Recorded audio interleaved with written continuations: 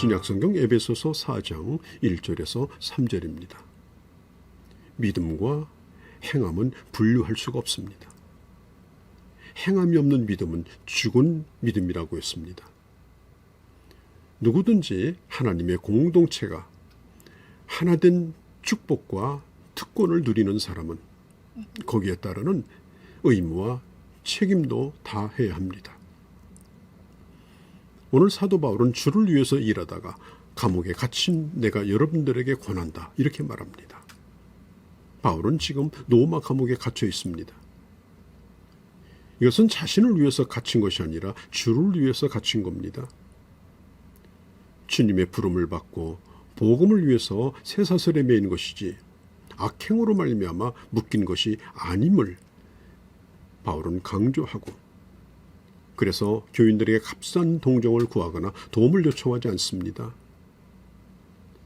바울은 지금 감옥에서 고생을 하고 있는 처지입니다. 차가운 감옥에 등을 대고 누워있으면 그 차가움이 뼛속까지 치밀어 오릅니다. 외롭고 육체적으로 약합니다. 그러나 그는 말합니다. 나는 주를 위하여 일하다가 이 고통을 겪고 있다. 나는 지금도 여전히 주 안에 있다. 외로운 시간이지만 그는 주님과 함께 있음을 즐기고 있습니다. 사람들은 고독을 무서워합니다. 혼자 남겨지는 것을 두려워합니다. 그래서 병실에 혼자 남은 자의 고독, 양로원에 혼자 남은 자의 고독, 그게 견딜 수 없는 겁니다. 어릴 적에 아주 아무도 없는 집에서 고독감을 느끼며 울던 기억도 납니다. 하루 종일 친구들과 동호박해서 놀다가 친구들이 다 집으로 돌아가고 컴컴한 골목길을 돌아올 때 그 고독감이 아직도 기억이 납니다. 사업을 하는 사람들은 모든 사원이 다 퇴근하고 홀로 사무실에 남아있는 그 시간에 고독을 느낍니다. 그렇기 때문에 사람들은 소음과 군중들 속에 파묻히기를 원하죠. 주위에 아무도 없을 때에는 고독이 몰려오지 않도록 텔레비전을 켜든지 라디오를 항상 켜놓는 습관들도 있습니다.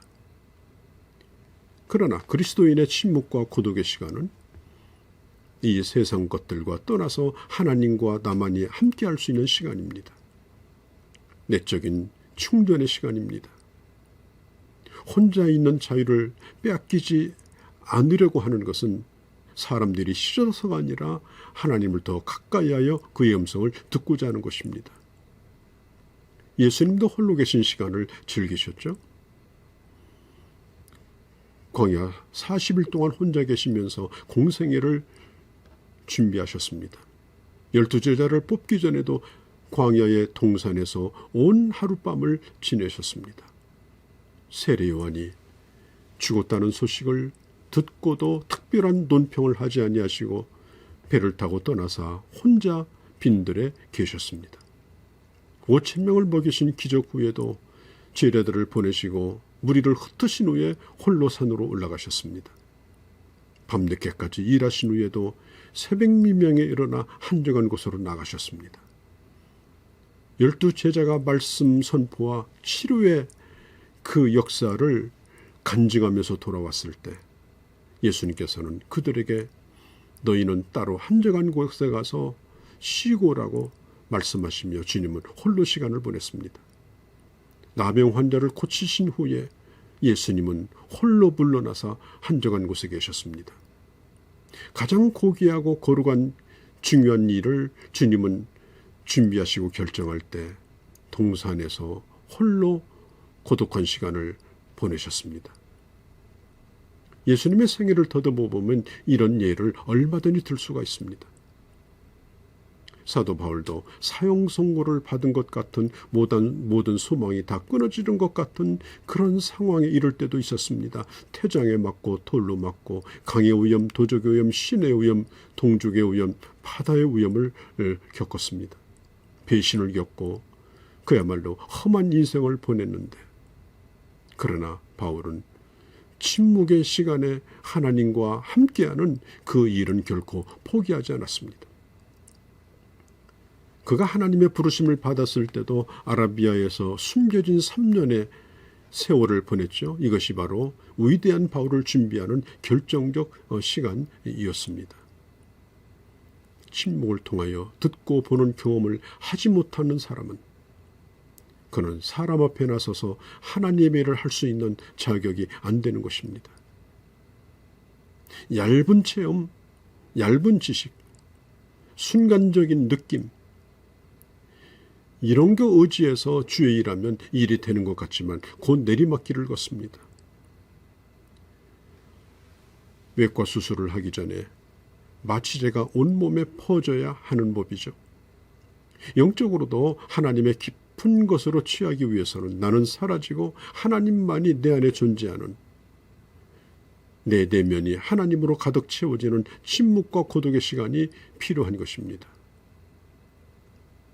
우리가 그런 시간을 가지기 위해서는 이런 짧은 짬의 시간이 우리에게 참 요긴합니다.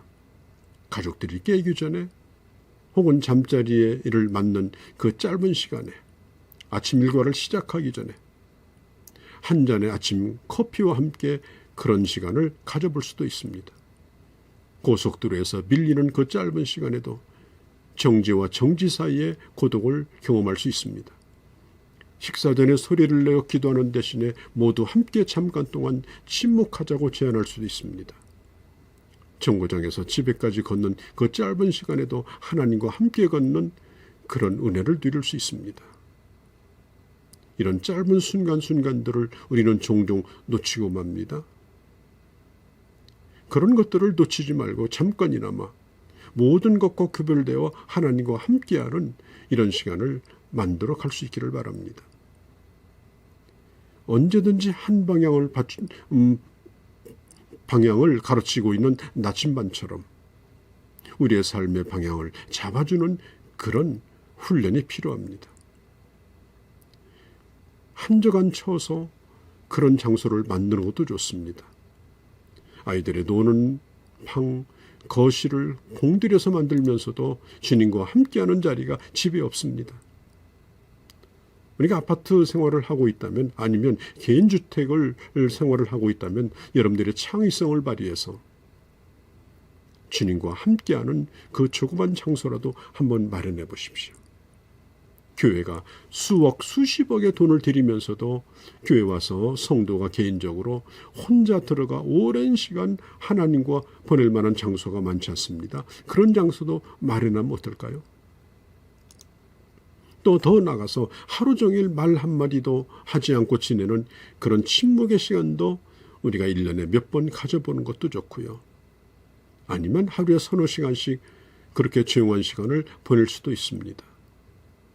사무실에 늦게 남거나, 아니면 집에 홀로 있을 때에, 아니면 공공도서관에서 조용히 한 구석에 자리를 잡고, 그리고 주님과 나만의 시간도 가질 수가 있습니다. 자, 오늘 이 바울은 감옥에 있어도 예수 그리스도 안에서 지금 그런 시간을 누리고 있었습니다. 주님과 함께 걷는 길이라면 비록 사망의 엄침한 골짜기를 걸어간다 할지라도 그곳에서 찬송할 수가 있는 것입니다. 오늘 성경은 말합니다. 너희가 부르심을 입은 부르심에 라고 계속 말하고 있죠. 이것은 구원의로의 부르심입니다. 하나님께서 나를 불러서 구원해 주셨습니다. 주님이 부르지 않았다면 우리는 스스로 구원받겠다고 하나님 앞에 나올 수 있는 자격이 우리에게 한 가지도 없고요. 그리고 부르지 않는데도 스스로 나가서 구원받을 사람도 한 사람도 없습니다. 부르심이 없이 내가 하나님을 선택하는 것은 소용이 없는 일입니다. 나는 그를 아는데 그가 나를 알지 못한다면 얼마나 비극입니까? 사랑하는 성도 여러분, 오늘 하나님이 나를 부르셨다는 사실, 이 놀라운 사실 앞에 감격할 수 있기를 바랍니다. 성경은 하나님의 부르심에 대하여 히브리서 3장 1절에 하늘의 부르심이라고 말했고요. 베드로후서 1장 9절에 거룩한 부르심이라고 말했습니다. 하나님이 나를 이렇게 부르셨습니다. 놀라운 부르심입니다. 자, 그래서 이제 부르심을 받은 부르심에 합당하게 사는 것, 그게 바로 하나님께서 나에게 주어진 과제이고요. 몸된 공동체인 교회 안에서 함께 어울리며 그것을 배워가게 하시는 것입니다. 다음 시간부터 이 부르심에 합당한 삶의 이 구체적인 부분에 대하여 여러분들과 함께 나누도록 하겠습니다. 안녕히 계십시오.